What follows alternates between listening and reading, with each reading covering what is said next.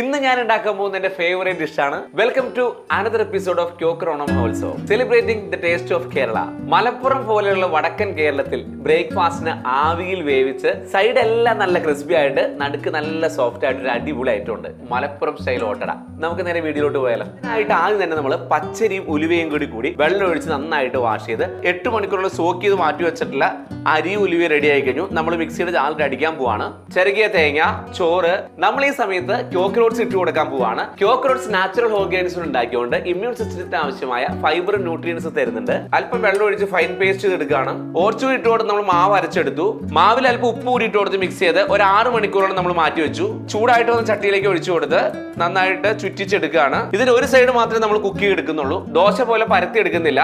അത് നമ്മൾ അടച്ചു വെച്ചിട്ട് ആവിയിലാണ് കുക്ക് ചെയ്യുന്നത്. തിരിച്ചിട്ട് കൊടുക്കുന്നില്ല. ഈ ഒരു പരുവത്തിൽ നമ്മൾ അത് ചേഞ്ച് ചെയ്യാണ്. അപ്പൊ നമ്മുടെ ടേസ്റ്റി ഓട്ടർ റെഡി ആയി കഴിഞ്ഞു with the twist of nutritious Quaker oats. അപ്പൊ ഞാൻ അടുത്ത വിഭവമായി അടുത്ത ജില്ലയിൽ ക്യോക്കറിനൊപ്പം.